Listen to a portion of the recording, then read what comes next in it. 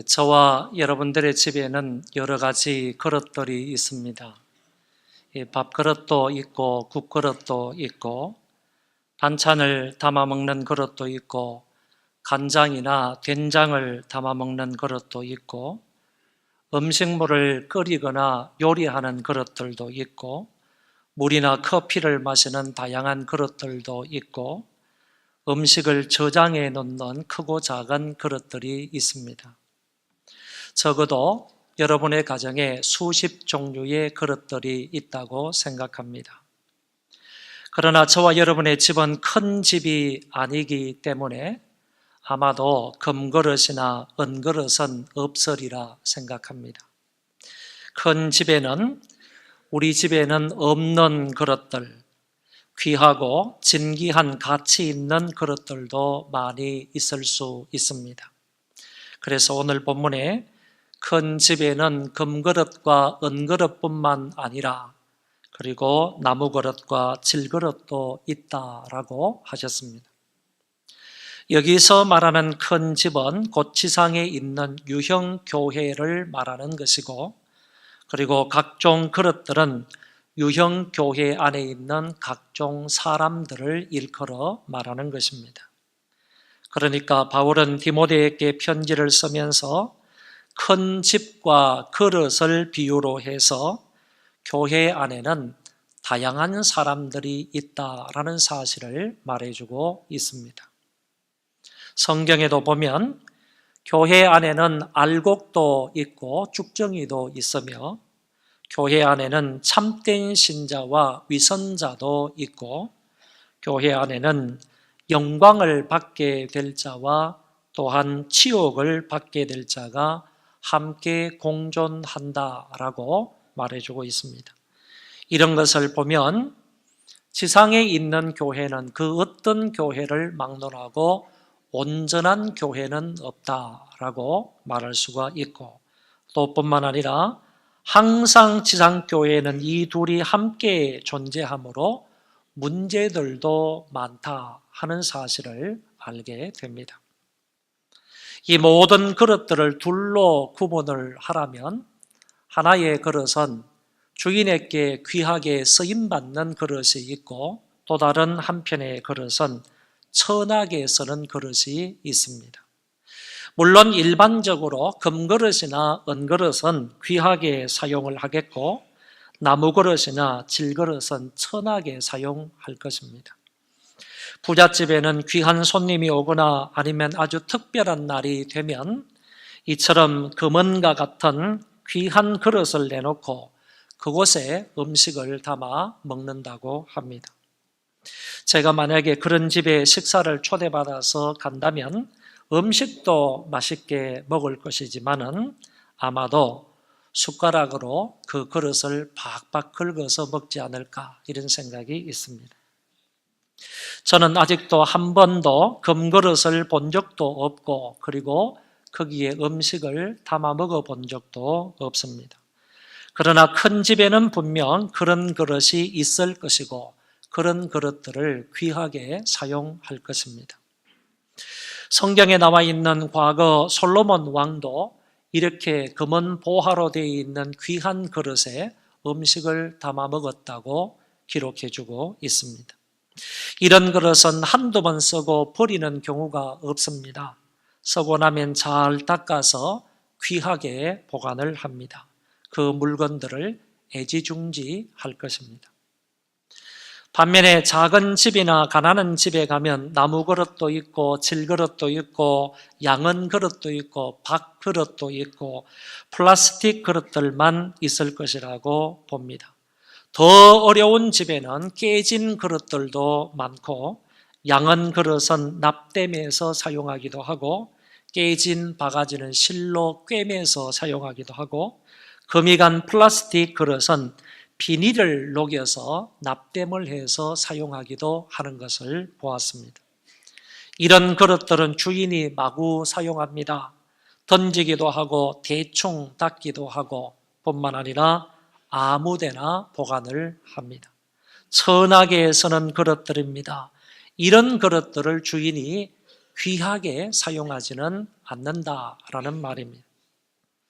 바울은 본문에서 분명히 말씀을 하셨습니다. 귀하게 쓰는 것도 있고 천하게 쓰는 것도 있다.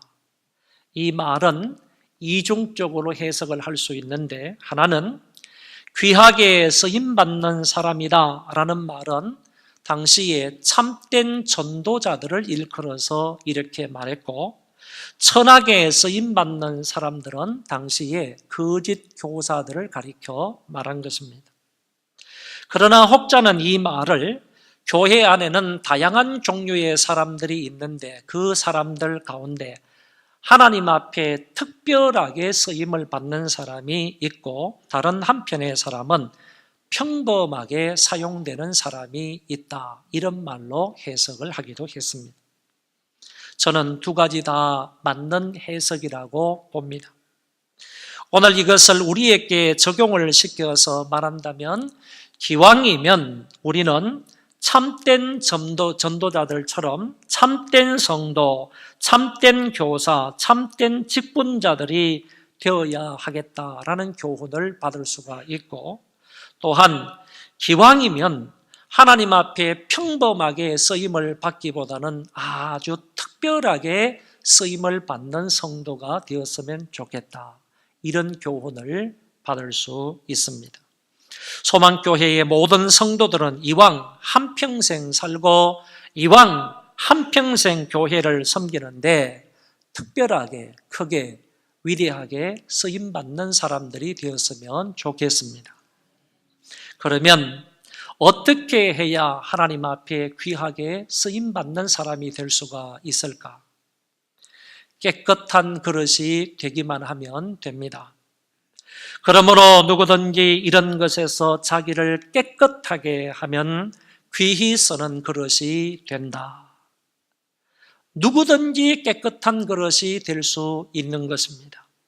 강도 같은 사람도, 사기꾼도, 배신자도, 온갖 계명을 어긴 자도, 교회를 대적한 자도, 술, 담배를 좋아하는 자도, 세상 쾌락에 빠져 있는 사람들도 예수 그리스도를 믿고 그 보혈로 말미암아 깨끗해질 수 있다는 말입니다. 누구든지 하나님 앞에 와서 회개하고 예수를 믿고 세례를 받고 성령을 선물로 받게 되면 그 마음의 죄가 깨끗이 씻김받게 되는 것입니다. 누구든지 자기를 깨끗하게 하면 귀히 쓰는 그릇이 된다.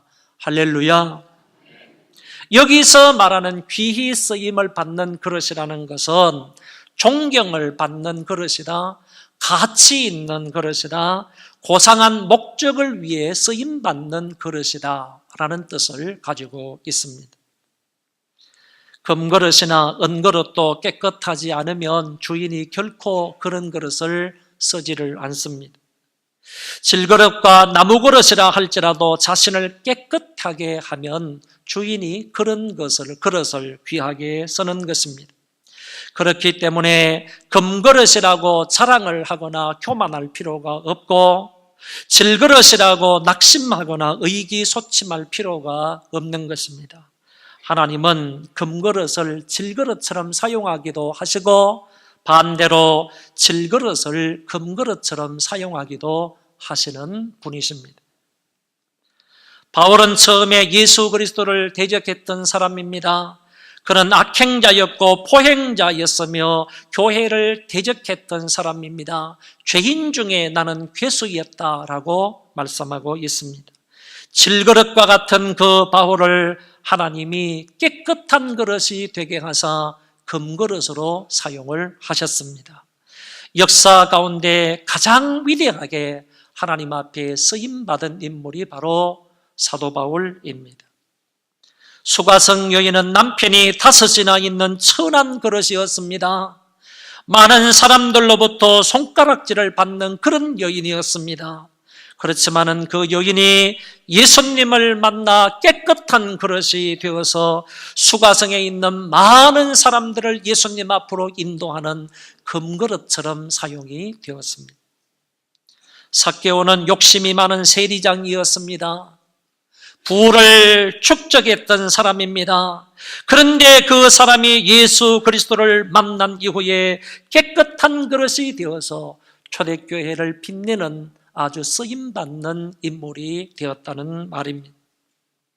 반면에 가룟 유다는 3년 동안이나 예수님을 쫓아다니면서 예수님으로부터 주옥 같은 말씀을 들었던 사람입니다. 아울러 예수님이 베푸시는 기적의 현장을 두 눈으로 목도했던 사람입니다. 그러나 그는 주님을 배반하고 주님을 저주하고 결국에 목매달아 죽고 말았습니다. 그는 금그릇이었으나 깨진 질그릇이 되고 말았습니다.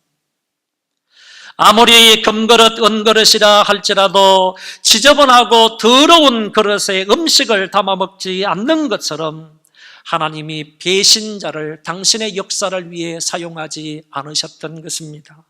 차라리 나지 않았더라면 더 좋았겠다라고 하시고 그 가룟 유다를 하나님이 버리신 것입니다. 하나님은 금그릇이라고 금수저라고 쓰시는 것이 아닙니다. 질그릇이라고 흙수저라고 안 쓰시는 것도 아닙니다. 하나님이 쓰시는 그릇은 깨끗한 그릇입니다. 유리알처럼 마음이 청결한 자를 하나님이 귀한 그릇으로 사용을 하시는 것입니다. 여기서 깨끗하게 하다라는 이 말은 불순물들을 제거하고 불순물들을 뽑아내고 잘라낸다는 뜻을 가지고 있습니다.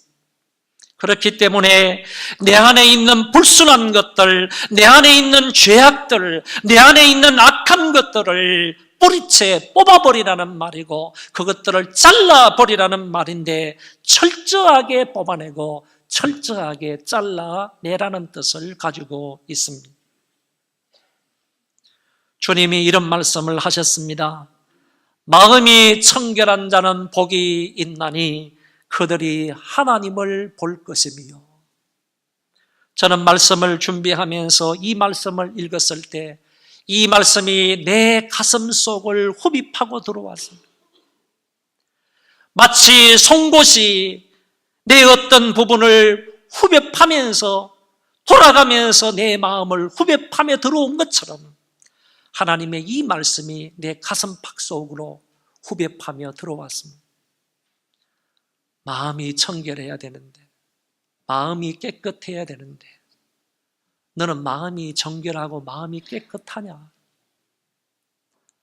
마음이 깨끗해야 하나님을 볼 것이라고 했는데 여러분 이 세상 사람치고 하나님을 볼 자가 그 누가 있습니까?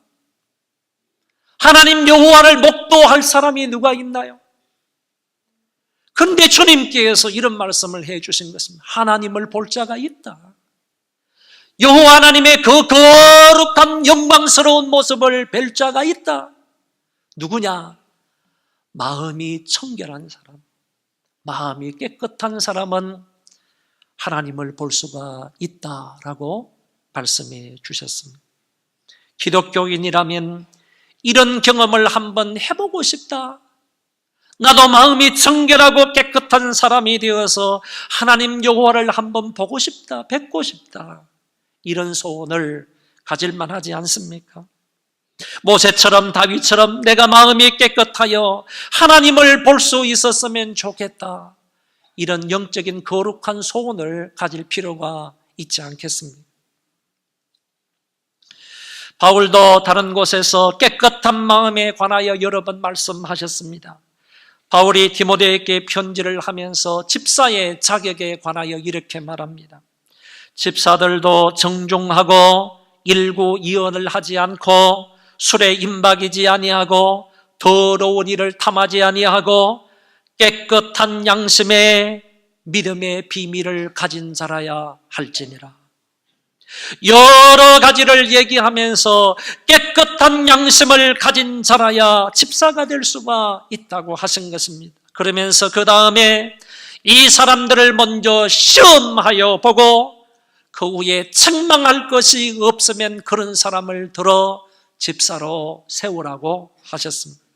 진짜로 이 사람의 마음이 깨끗한지, 아니면 이 사람의 마음이 지저분하고 더러운지 시험을 해보고 깨끗한 양심을 가지고 있는 사람이라면 그런 사람을 들어서 교회의 집사로 세우라고 하나님은 말씀하셨습니다. 바울이 빌립보 교회의 편지를 보내면서 끝으로 형제들아 무엇이든지 참되며 무엇이든지 경건하며 무엇이든지 오르며 무엇이든지 정결하라고 하셨습니다. 그리고 영적 아들 디모데에게 내 자신을 지켜 정결하게 하라라는 말씀으로 권고를 했습니다. 우리 교회의 모든 집사님들은 그리고 말세를 살아가는 우리 모두와 영적 지도자들은 이 말씀을 따라 양심이 여러분들의 마음이 깨끗했으면 좋겠습니다. 저는 간절히 바라기를 돈에 대해서도 깨끗했으면 좋겠습니다. 요사이 정치판을 보십시오. 경제계를 보십시오. 교육계나 종교계나 문화 쪽이나 스포츠계를 보면 돈에 대해서 깨끗하지 못한 사람들이 얼마나 많이 있습니까? 전부 돈 하다가 다 망할 것 같습니다. 사랑하는 우리 교회 성도 여러분들은 돈 하지 마세요. 돈 하면 돈이 됩니다. 돈 하다가는요 돼지처럼 된다는 얘기입니다. 한번 따라 합시다. 돈 하면 돈이 된다. 그런 인생들이 아니라 정말 돈에 대해서도 물질에 대해서도 하나님 앞에서 한 점 부끄러움이 없는 그런 깨끗한 사람, 그런 사람이 되어야 하나님께서 귀하게 쓰신다는 말씀입니다. 요새 저는 정부를 볼 때 두려운 마음이 생깁니다. 정부뿐만 아니라 국회의원들이든 아닌 사법부에서도 전부 돈 경제 얘기하고 있습니다. 죄송하지만 우리도 앞전 시간에 이 한국의 경제를 위해서 같이 기도했지 않습니까? 전부 경제 얘기입니다. 돈 경제 얘기입니다. 돈만 된다면 알라를 섬기는 사람들이도 상관이 없습니다. 돈만 된다면 가서 악수하고 조약을 맺습니다. 앞으로 여러분 아랍권에 있는 이슬람이요 심각하게 한국을 잡아삼킬 겁니다. 돈으로 잡아삼킨다는 거예요. 돈의 노예가 되어 있는 한국 사람들을 이용한다니까. 오일머니로요 한국 경제나 한국 정부를 삼키고도 남습니다. 삼키고 있다. 삼킬 거란 말이죠. 그럼에도 불구하고요 계속해서 경제 얘기만 합니다. 여러분 경제 얘기만 하다가요 경제 때문에 나라는 추락하고 말 거예요. 추락하고 만다니까요 반드시. 여러분 그게 아닙니다. 깨끗한 사람이 있어야 되는 거예요. 경제가 부흥되는 것도 중요하지만은 그 돈을 만지는 사람이, 경제를 주관하는 사람이 깨끗한 사람이 돼야 이 나라가 살아나는 거예요. 아무리 부흥한다 할지라도, 아무리 돈 많은 나라가 된다 할지라도요 돈을 쥐고 만지는 사람, 경제 부처의 여러 사람들이 지저분하고 더러운 사람이 되면요 절대로 이 나라는 제대로 살아갈 수가 없습니다. 이 나라가 진실된 의미에서 부강한 나라가 될 수가 없다, 그런 얘기. 누가 그 돈을 만지느냐, 이게 중요한 것입니다. 어떤 사람이 정말 하나님 앞에서 얼마만큼 깨끗한 그런 사람이 돈을 만지고 경제를 주관하느냐, 이게 중요하다는 사실을 기억을 하시고 여러분들은 기도할 때마다 그 기도를 빼놓지 않고 기도할 수 있기를 바랍니다. 돈뿐만 아니라 이성에 대해서도 깨끗해야 합니다. 정말 이성에 대해서 깨끗한 사람이 하나님 앞에서 오래오래 쓰임을 받을 수 있는 것입니다. 이것도 보면요 정치계에도 이성적인 문제가 많이 난무하고 있고 경제계나 교육계나 스포츠계나 뿐만 아니라 종교계까지 이성 문제로 나라를, 교회를 혼란스럽게 하는 이런 일들이 얼마나 많이 있는 것을 우리가 알지 않습니다. 여러분 이성에 대해서도요 깨끗한 사람이 하나님 앞에 귀하게 오랫동안 쓰임받을 수 있다는 사실을 기억하시기 바랍니다. 말에도 깨끗해야 됩니다.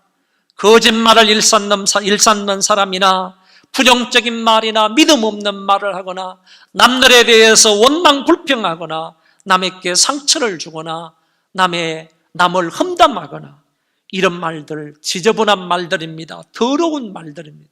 하나님이 결코 기뻐하지 않는 말들입니다.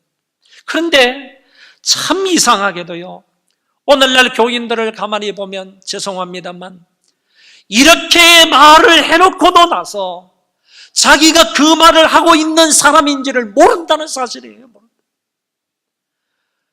남의 험담을 그렇게 많이 해놓고요, 원망 불평을 그렇게 많이 해놓고 남의 마음을 상처를 주기도 그렇게 많이 해놓고 나서요, 자기가 그 말을 한 사람인지를 모르고 있다는 얘기고, 전혀 깨달음이 없어요. 전혀 깨달음이 없어요. 여러분, 입술이 더러운 사람, 그 입술 때문에 망합니다. 입술도 깨끗해야 하나님 앞에 쓰임받을 수 있다는 사실을 기억하시고, 저와 여러분들은 돈과 이성과 입술에 대해서도 깨끗한 하나님의 사람들이 되어지시기를 바랍니다. 어떤 사람은 이렇게 말합니다. 맑은 물에는 고기가 안 사니까 일부러 흙탕물을 만들어야 된다, 이렇게 말하는 사람도 있습니다. 여러분, 그런 사람은 사람이 좀 실수를 하고 잘못도 해야 인간미도 넘치고, 그리고 너무 청렴하고 맑고 깨끗하면 정내미가 떨어지므로 가끔 술도 먹으면서 좀 흐트러진 모습도 좀 보이고, 그리고 외박도 가끔 하고 노름도 하는 사람이 돼야 된다, 이렇게 말을 하는 사람이 있습니다. 그러나 여러분, 맑은 물에 고기가 안 사는 것이 아니라 맑은 물에는 맑은 고기가 삽니다. 그리고 더러운 지저분한 물에는요, 지저분한 고기가 사는 것입니다. 저와 여러분들은 정말 깨끗하고 순결한 사람이 되어서 하나님의 은혜를 많이 받았으면 좋겠습니다. 누구든지 자신을 깨끗하게 하면 귀히 쓰는 그릇이 되어 거룩하고 주인의 쓰심에 합당하며 모든 선한 일에 준비함이 되리라 라고 했습니다. 여기서 주인의 쓰심에 합당하다 하는 이 말은 정말 의미 있고 좋은 말입니다. 주인에게 유용한 존재가 된다, 주인에게 귀중한 존재가 된다, 주인에게 가치 있는 존재가 된다, 주인에게 쓸모 있는 존재가 된다. 주인의 쓰심에 합당하다, 이 말은 우리 주님께서 나를 쓰시기에 유용하다는 말이고, 우리 주님께서 나를 귀한 존재로 보신다는 말씀이고, 가치 있는 존재, 쓸모 있는 사람으로 보신다는 얘기입니다. 어떤 사람요? 깨끗한 사람을 그렇게 보신다는 말씀입니다. 그리고 여기에는요, 주인이 오래오래 쓸 수 있게 된다라는 뜻도 있다는 것입니다. 얼마나 좋은 말씀입니까? 내가 깨끗한 존재가 되기만 하면 하나님께서 나를 한 번 쓰시고 버리는 게 아니라 여기에도 쓰시고 저기에도 쓰시고 계속해서 하나님이 나를 사용하신다는 말씀이에요. 어느 목사님이 부산에 있는 큰 교회에 가서 집회를 했습니다. 그런데 이 집회는 청년들을 위한 집회입니다. 청년들이 한 1000명 모였습니다. 이 교회는 한강 이남에서 제일 큰 교회입니다. 부산 수영로 교회인데, 이 교회의 청년 집회에 강사로 초빙을 받아서 간 목사님인데, 청년들이 시간을 낼 수가 없어서 그러면 하루 밤새도록 집회를 하자라고 얘기를 해서 저녁 8시부터 집회를 해서 그 다음 날 새벽 4시까지 집회를 하는 것으로 계약을 하고 갔답니다. 1000여 명의 사람들이, 청년들이 모여가지고 뜨겁게 찬송하면서 하나님의 말씀을 듣는데, 이 목사님이 가셔서 8시부터 새벽 4시까지 장장 8시간 동안 설교를 했답니다. 설교한 주 내용이 무엇인가 하면은 하나님의 청년들, 주의 청년들은 세속에 물들지 않고 깨끗해야 됩니다. 정결해야 됩니다. 세속으로부터 자기 자신을 지켜야 합니다. 이 사실에 관해서 8시간이나 목사님이 설교를 했다. 설교가 끝나고 난 이후에 이 목사님이 1000여 명의 청년들을 놓고요, 이렇게 손을 들라고 했습니다. 혹시나 이 가운데 계신 우리 청년 여러분들, 하나님 앞에 성적으로 죄를 범한 사람이 있으면 손을 드십시오. 그랬더니요, 800명이나 손을 들었다. 이렇게 손을 들라고 한 목사님도 대단한 목사님이지만은 그 가운데에서 800명이나 되는 그 청년들이 그 가운데에서 부끄러움을 개의치 아니하고 손을 들고 내가 성적으로 죄를 범하였습니다라고 표시를 한 것도 대단한 일이라고 생각을 합니다. 그랬을 때 이 목사님이 찬송을 부르며 회개할 것을 촉구했답니다. 그랬더니 이 청년들이 마룻바닥에 꿇어앉아가지고 오랫동안 가슴을 치면서 대성통곡을 하면서 눈물 콧물을 흘리면서요, 자기의 가슴을 찢으면서요, 하나님 앞에 회개를 했는데, 이 목사님 자기도 지금까지 이런 성령의 큰 역사를 처음으로 경험을 했다라고 했습니다. 대단한 놀라운 역사가 일어났습니다. 청년들이 자기들의 마음을 깨끗하게 했습니다. 이제 다시는 세속으로부터 자기 자신을 잘 지켜서 물들지 않겠다고 다짐을 했습니다. 이 집회를 갖고 난 이후에 이 청년들이 변화되기 시작합니다. 그 수경로 교회에 대단히 큰 역사를 감당했다는 얘기를 들었습니다. 이 말씀을 해주신 분이 저희 교단의 부총회장이신 양치호 목사님이십니다. 인천 성광교회를 담임하시는 분. 그 목사님께서 지난 수요일 날 말씀해 주시는 것을 제가 듣고 저도 참 마음의 도전과 은혜를 많이 받았습니다. 청년들을 비롯해서요, 저와 여러분들 하나님 앞에 이렇게 깨끗해지지 않으면요, 절대로 쓰임을 받을 수가 없고, 반대로 깨끗해지기만 한다면요, 하나님 앞에 위대하게 쓰임받을 수 있게 된다는 얘기입니다. 유대인들의 교육에 보면요, 베스트가 아니라 유니크한 존재가 되라 라는 말이 있습니다. 베스트가 아니라 유니크한 존재가 되라. 우리는요, 전부 다 1등 해라, 1등 해라 이렇게 가르칩니다. 베스트가 되라 이렇게 가르치는데, 유대인들 교육은 베스트가 되라고 가르치는 것이 아니라는 얘기입니다. 여러분, 베스트는 그 집단에서 한 사람뿐입니다. 내 반에서, 우리 반에서 베스트는 한 사람뿐입니다. 최우수 성적은 한 사람뿐이라는 거예요. 한 사람뿐이라는 거예요. 한정되어 있습니다.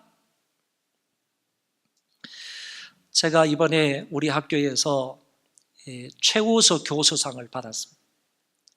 최우수 교수상은요, 저한테만 주신 거예요. 다른 여러 교수들이 있지만은 그 교수들 가운데서 최우수 교수상은 나 한 사람뿐입니다. 다른 사람이 2등을 했고 3등을 하고 했겠죠. 그렇지만은 최우수자는 한 사람뿐이라는 거예요. 베스트는 한 사람뿐이라는 거예요. 그렇지만은요, 유니크한 사람은 여러 사람이 있을 수가 있습니다. 독창적인 사람, 아주 특출한 사람, 이런 사람은 그 집단의 한 사람이 아니라 여러 사람이 될 수 있고 10명도 20명도 될 수 있고 그 반에 전체적으로 다 유니크한 사람은 될 수가 있다는 겁니다. 하나님께서 나에게 주신 달란트가 무엇일까? 하나님께서 나에게 주신 좋은 독특한 그런 성품이 무엇일까? 그거를 잘 알아가지고 그것을 개발하면서 거기에 집중해서 생활을 한다면 하나님 앞에서 분명히 귀하게 쓰임받는 존재가 된다는 것, 이게 바로 유대인들의 교육이라는 얘기입니다. 이래서 유대 사회에서는 아주 훌륭한 이런 사람들이 많이 나는 것 같습니다. 제가 무슨 말을 하는지 아시겠습니까? 여러분, 우리 교회에서 베스트는 한 사람뿐입니다. 그런 사람은 만약에 우리 교회 가운데에서 그런 사람이 있다, 한 사람은 나오겠죠. 10사람, 100사람 나오겠습니까? 나오지 않습니다. 그렇지만은요, 우리가 만약에 다 마음의 정결을 사모해서 예수 그리스도로 말미암아 마음이 깨끗해지기만 한다면요, 한 사람만 하나님 앞에 쓰임을 받을 수 있는 게 아니라 우리 교회 전 회원들이, 전 성도들이 다 하나님 앞에 쓰임을 받을 수 있다는 얘기입니다. 그렇기 때문에 우리도 베스트한 사람을 말하는 게 아닙니다. 오늘 성경에는 누구든지 이런 것에서 자기를 깨끗하게 하기만 하면 하나님 앞에 귀하게 쓰임받을 수 있다고 했습니다. 저와 여러분들 다 깨끗하기만 하면요, 한 사람이 아니라 전부 다 무조건적으로 깨끗하기만 하면 하나님 앞에 이렇게 쓰임받는 존재가 될 수 있다는 것입니다. 소망교회 성도들은 다 깨끗한 그릇이 되어서 하나님 앞에 귀하게 쓰임받을 수 있기를 바랍니다. 애굽에 종살이하던 요셉은 보디발의 아내가 쉴 새 없이 유혹했지만 그러나 그는 하나님 앞에서 죄를 짓지 않았습니다. 그런 유혹으로부터 자기를 깨끗하게 지켰습니다. 자신을 깨끗하게 지켰더니 하나님이 그를 애굽의 국무총리로 세워주셨습니다. 자기 민족도 기근에서 구할 수 있었고 뿐만 아니라 애굽도 극심한 가뭄에서 그 사람들을 구원할 수 있게 되었습니다. 말틴 루터에 대해서 한 가지만 얘기하고 설교를 마치고자 합니다. 이 말틴 루터는 평생에 걸쳐서요, 죄 문제에 아주 심각하게 생각을 했던 사람이라고 합니다. 죄 문제. 내 안에 있는 이 죄 문제를 어떻게 해결할까? 죄 문제에 대해서 예민한 생각을 가지고 심각한 생각을 평생토록 가지고 있었던 사람이 말틴 루터인데, 그 당시는 중세 가톨릭 시대이기 때문에 이 사람이 수도사 생활을 할 때 죄를 짓기만 하면 누구에게로 달려갔는가 하면 신부에게 달려가서 고해성사를 했습니다. 고해성사를 하는데, 신부님, 내가 말로써 이런 죄를 지었습니다. 어떻게 해야 될까요? 그러면 신부님이 이렇게 얘기하시면서 이렇게 해라. 그러고 난 이후에 성자와 성령의 이름으로 너의 죄가 깨끗하여 졌노라. 그러면 이 말틴 루터가 아멘 하고 그 죄의 용서함을 받고 난 이후에 고해성사하는 장소에서 나오는 거예요. 나오다가 마음속에 또 죄를 범하는 거예요. 조금 전에 죄 용서를 받았는데 나오다가 또 죄를 짓는 거예요. 마음으로 죄를 지니까 고해성사하는 장소로 또 가는 거예요. 또 신부님, 가다가 또 마음으로 이런 죄를 지었습니다. 어떻게 해야 됩니까? 그럼 신부는 또 성자와 성령의 이름으로 너의 죄가 사하여 줬노라. 이러면 또 이제 나오는 거예요. 이렇게 매일매일마다 고해성사를 통해서 죄 용서를 받으려고 했는데, 그럼에도 불구하고 무엇인가 내 죄가 용서되지 않은 그런 기분을 느끼는, 그런 감정을 느끼는 거예요. 너무 자주 신부에게 찾아오니까 하루는 신부가 이렇게 말하더랍니다. 야, 루터야, 너 올 때 한꺼번에 네 죄를 다 가지고 와라. 이렇게 한 죄를 가지고 한 번씩 번거롭게 찾아오지 말고 네 죄를 몽땅 가지고 한꺼번에 찾아와라. 한꺼번에. 이렇게 말을 하더랍니다. 그래도 죄 용서의 즐거움이 없어서요, 이 사람들은 고행을 하기 시작을 했습니다. 심한 고행을 했지만은 루터는 죄 용서의 즐거움을 느끼지를 못했습니다. 그러다가 하나님의 말씀인 로마서를 공부하기 시작을 했습니다. 그리고 갈라디아서를 읽기 시작했습니다. 그런데 하나님의 성령께서 그 루터에게 로마서와 갈라디아서의 말씀을 통해서 은혜를 베풀어 주셨는데, 누구든지 예수 그리스도를 주로 믿으면 다 구원을 받고 뿐만 아니라 죄 용서를 받는다. 이 사실을 알게 되었다. 이 사실의 은혜를 받게 되었습니다. 그리고 난 이후에 이 루터는요, 죄에 대해서 자유함을 얻은 겁니다. 죄에 대해서 자유함과 즐거움을 얻게 된 것입니다. 더 이상 이 루터는 죄에 얽매여 있을 필요가 없었습니다. 그리고 나서 깨끗한 사람이 되고 나서 보니까요, 이 가톨릭에서 가르치는 모든 것들이 엉터리야. 엉터리야, 비진리야. 그래서 루터가 그 자리에서 벌떡 일어나서요, 비텐베르크에 있는 그 성당 대문에다가 95개조 반박문을 붙임으로 인해서 종교 개혁을 시작하게 되었던 것입니다. 루터는 그 이후로요, 하나님 앞에 정말 위대하게 훌륭하게 평생에 걸쳐 쓰임받는 인물이 되었던 것입니다. 사랑하는 소망교회 성도 여러분, 저와 여러분도 정말 깨끗한 사람이 되어서요, 평생에 걸쳐 하나님 앞에 위대하게 그리고 오래오랫동안 쓰임받는 자들이 다 되시기를 주의 이름으로 축원합니다.